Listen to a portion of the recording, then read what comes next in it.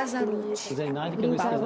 Eles trouxeram Eu tenho um exemplo da Escola Rosas de Ouro, que nasceu ali na Brasilândia, né? E assim, tenho parentes da minha esposa que ajudaram na fundação da escola. O bom desse orfanato é que ele não separa os irmãos.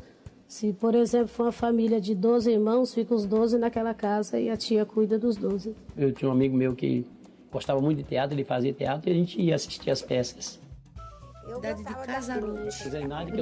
Os depoimentos que acabamos de assistir são relatos gravados para o Museu da Pessoa, um espaço virtual que reúne documentos, fotos e registros em áudio e vídeo de brasileiros contando suas histórias de vida. E por volta das 8h30 da manhã eu saio com um carrinho na rua gritando alface, batata, tomate e o cheiro verde.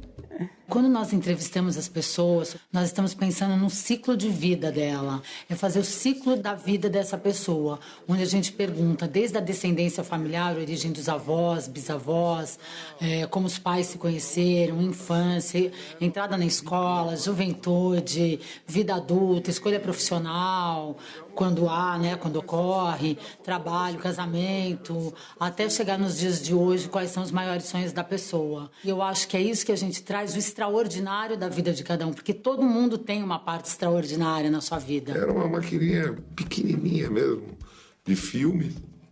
Eu acredito que o Museu da Pessoa é o maior acervo de história privada do país, porque a gente tem cerca de 16 mil histórias gravadas, somando 35 mil horas de gravação, 70 mil imagens. Então, sem dúvida nenhuma, eu acho que é um acervo, a gente está fazendo a história da vida privada do país. O relato, ele resgata a experiência vivida. E a narrativa da ficção, ela está numa história que é contada e que não necessariamente aconteceu de verdade. No dia a dia, nós guardamos muitas coisas. Nós guardamos fotos, nós guardamos objetos, nós guardamos documentos, papéis. E por que guardamos? Para preservar a memória. O relato tem esse papel de resgatar, de trazer de volta a experiência que vivemos e que de alguma forma foi significativa ou foi importante. O livro Memória e Sociedade, de Ecléa Bose, é baseado em relatos de pessoas com mais de 70 anos. Ao buscar em suas lembranças fatos da vida em família, do trabalho e da política, elas traçam um panorama da sociedade paulistana no início do século XX. O livro é muito importante porque ele registra a forma como essas pessoas já idosas, na década de 70, viveram o movimento, por exemplo, da década de 30, e como eles lembram daquilo e como que eles contam aquelas situações que viveram.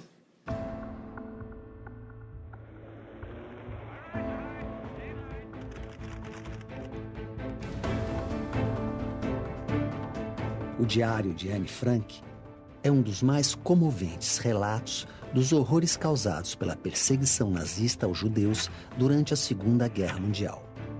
Foi traduzido para 67 línguas e adaptado para o cinema e teatro.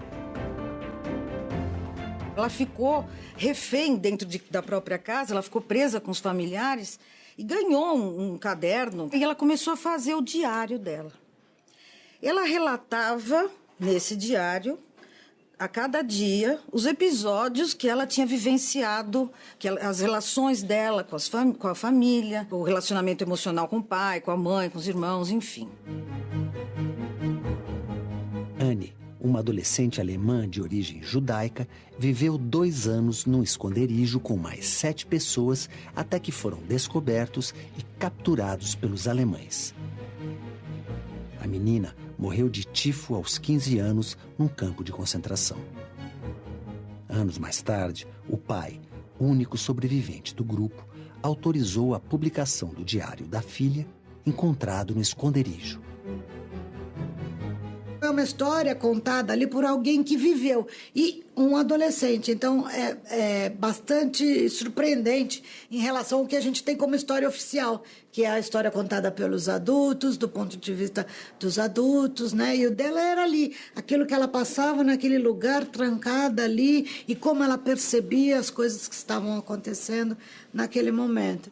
Nós podemos conhecer os fatos, os números, mas quando alguém conta a sua história, o que sentiu, as suas impressões, o que viveu, isso traz uma proximidade do fato maior e faz com que a gente possa, inclusive, compreender melhor o que aconteceu.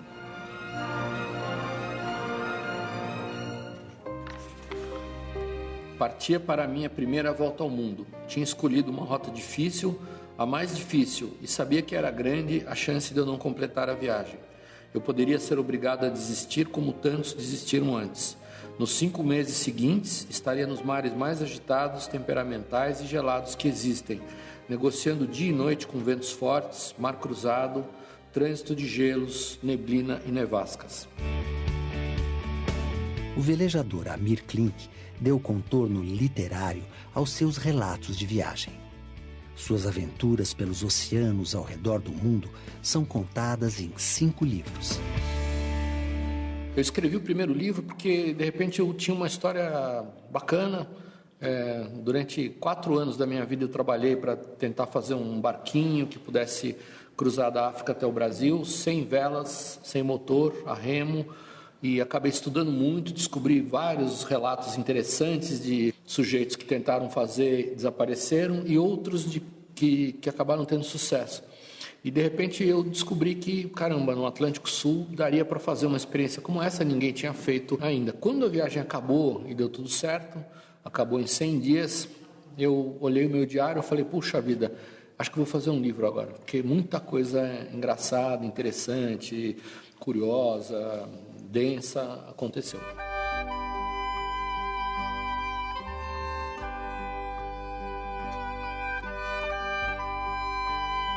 Eu fiz 2 diários durante os 100 dias de navegação, um diário de astronomia, que era um diário das contas matemáticas para saber onde eu estava, e o outro era um diário de eventos que a gente é obrigado a fazer. Todo navegador faz um diário.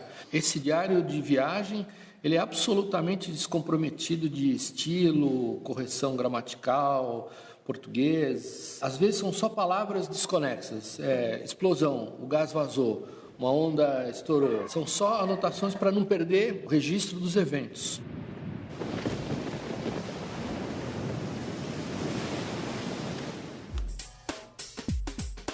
A partir dessas anotações esparsas, eu começo a redigir um texto. E esse é um trabalho que é difícil, mas que eu gosto de fazer. Durante esse período, claro que tive muitas dúvidas, rasguei muitos capítulos, muitas páginas, risquei muita coisa, apaguei, recomecei. Então, foi um processo também turbulento, tempestuoso, mas é um processo extraordinariamente gratificante.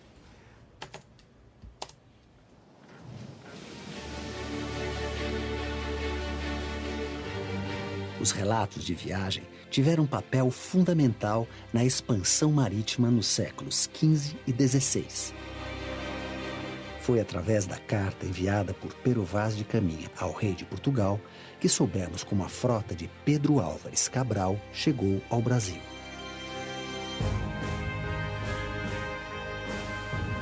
Posto que o capitão-mor desta vossa frota e assim os outros capitães escrevam à vossa alteza a nova do achamento desta vossa terra nova, que ora nesta navegação se achou. Não deixarei também de dar disso minha conta à vossa alteza, assim como eu melhor puder, ainda que, para o bem contar e falar, o saiba pior que todos fazer. A importância da carta de Pero Vaz de Caminha no contexto mundial, ele relata com riqueza de detalhes, tudo o que ele via. Ele descreveu os humanos que ele encontrou, os nossos índios, descreveu a natureza, a riqueza, a beleza, né, de tudo aquilo. Neste dia, enquanto ali andaram, dançaram e bailaram sempre com os nossos, ao som de um tamboril dos nossos, em maneira que são muito mais nossos amigos que nós seus. As cartas, elas têm um valor documental, essas cartas mais antigas, elas são fonte de pesquisa, inclusive. E o retrato de uma época, desde o momento que a pessoa começa a descrever o cenário e mostra a roupa que as pessoas estavam usando. Então, os sociólogos podem mexer com uma série de outros detalhes, levantando, as pessoas vão estudar a partir da indumentária, a vestimenta das pessoas, das comidas que estavam à mesa, e você vai levantando dados para retratar uma época.